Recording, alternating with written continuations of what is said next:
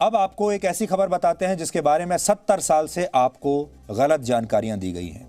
आज अगर हम आपसे ये पूछें कि आज़ादी के बाद से भारत ने अब तक कितने युद्ध लड़े हैं, तो शायद आप में से ज़्यादातर लोगों का जवाब होगा कि हमने चीन के साथ 1962, पाकिस्तान के साथ 1965, फिर 1971 और फिर पाकिस्तान के साथ 1999 का कारगिल युद्ध लड़ा है। यही युद्ध हमने लड़े हैं।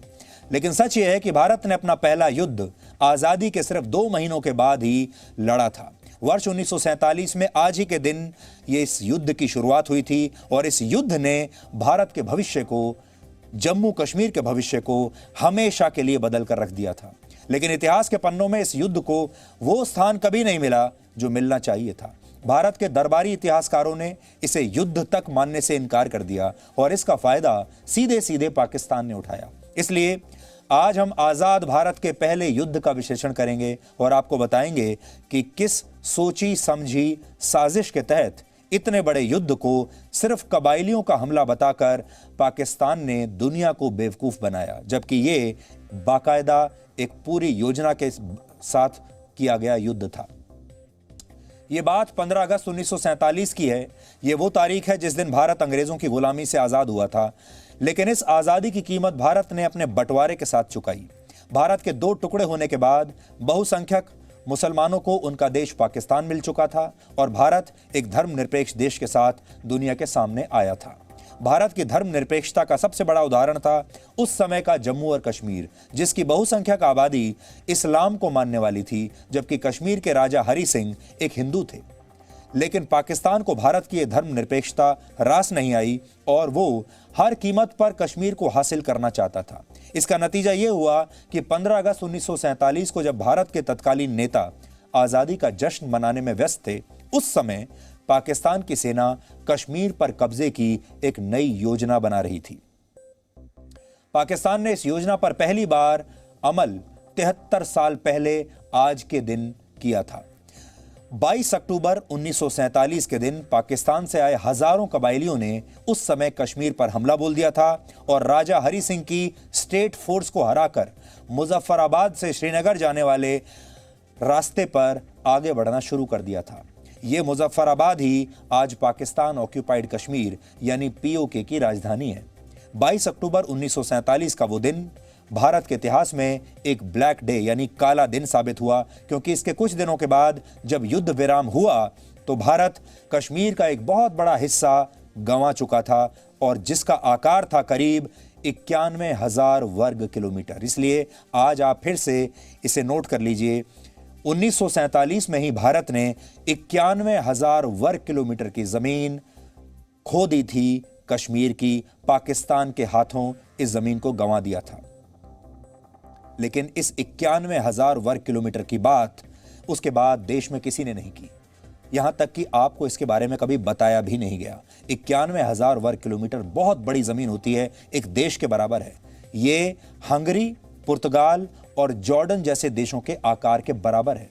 इसी हिस्से को आज भारत पाकिस्तान ऑक्यूपाइड कश्मीर कहकर बुलाता है, जबकि पाकिस्तान इसे आज़ाद कश्मीर कहता है। लेकिन सच्चाई ये है कि ये पूरा इलाका हमारा है, ये पूरा इलाका भारत का है, जिसे पाकिस्तान ने 1947 में हमसे छीन लिया था।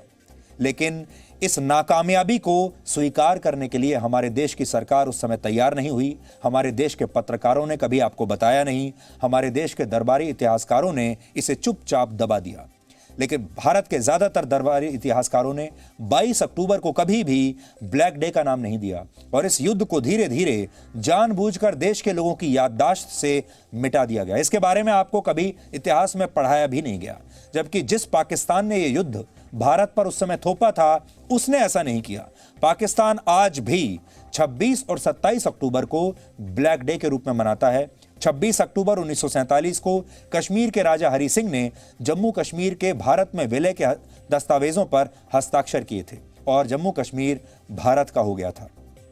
और इसके अगले दिन यानी 27 अक्टूबर को भारत ने कश्मीर को कबायलियों से आजाद कराने के लिए अपनी सेना को कश्मीर में उतार दिया था।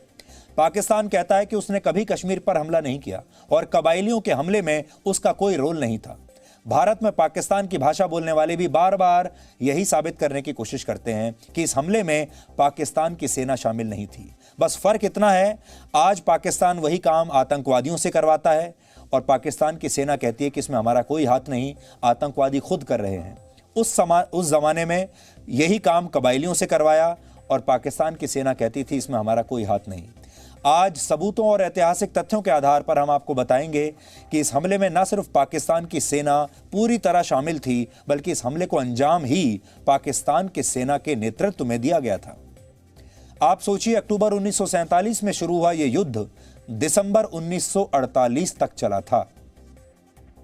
यह आजाद भारत का अब तक का सबसे लंबा युद्ध है, जिसे आपको कभी युद्ध के तौर पर बताया ही नहीं गया, बल्कि यह सबसे लंबा युद्ध है जो 1 वर्ष और 2 महीने और 2 हफ्तों तक चला था।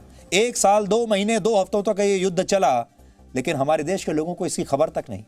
फिर भी इस सबसे लंबे युद्ध को युद्ध मानने से ही इनकार कर दिया गया। वर्ष 1962 में चीन के साथ भारत का युद्ध सिर्फ 1 महीने तक चला था। पाकिस्तान के साथ 1965 के युद्ध की अवधि 17 दिन थी। फिर 1971 का युद्ध 13 दिनों तक लड़ा गया था और 99 का कारगिल युद्ध 60 दिनों तक चला था। लेकिन जो युद्ध भारत 14 महीनों तक लड़ता रहा, उसकी बात कोई नहीं करता। वो भी तब जब ये मानव इतिहास के सबसे विभत्स युद्धों में से एक था। पाकिस्तान की सेना के इशारे पर जिन कबायलियों ने कश्मीर पर हमला किया था, उनका नारा इतना दिल दहला देने वाला था कि अगर आज भी आप इसे सुनेंगे तो हैरान रह जाएंगे। कबायली हमला करते समय ये नारा लगाते थे। क्या नारा था, आप सुनिए। सिख का सिर, मुसलमान का घर और हिंदू की जर, ये नारा था। यानी पाकिस्तान की सेना ने कबायलियों को हुक्म दिया था कि उन्हें जम्मू कश्मीर में जैसे ही कोई सिख दिखाई दे तो उसका सिख दिखाई दे तो उसका सिर काट दिया जाए, जैसे ही मुसलमान दिखाई दे उसका घर जला दिया जाए और हिंदुओं की संपत्ति पर कब्जा कर लिया जाए। इस हमले से पहले कश्मीर का नक्शा कैसा दिखाई देता था और इस हमले के बाद कश्मीर का नक्शा कैसा हो गया, अब आप अपनी स्क्रीन पर देखिए। जो ब्लैक एंड व्हाइट तस्वीरें हम आपको आज दिखाएंगे, उससे पहले आज ये तस्वीरें आप देखिए। ये कश्मीर का नक्शा है जो 1947 में इस हमले से पहले था और फिर इस हमले के बाद पाकिस्तान ने 91,000 वर्ग किलोमीटर का इलाका इस कश्मीर का हड़प लिया और जो हरे रंग से आप देख रहे हैं, ये वो कश्मीर है जो पाकिस्तान के कब्जे में है और पीले रंग से जो आप देख रहे हैं, ये वो कश्मीर है जो अब भारत के साथ बचा है। यानी आधा कश्मीर लगभग पाकिस्तान हमसे ले गया। अगर ये युद्ध हमने जीत लिया होता पूरी तरीके से, या ये युद्ध ना हुआ होता, तो ये पूरा की पूरा इलाका आज भारत का इलाका होता। और ये जो मुजफ्फराबाद आप देख रहे हैं नक्शे पर, ये मुजफ्फराबाद आज भारत में होता।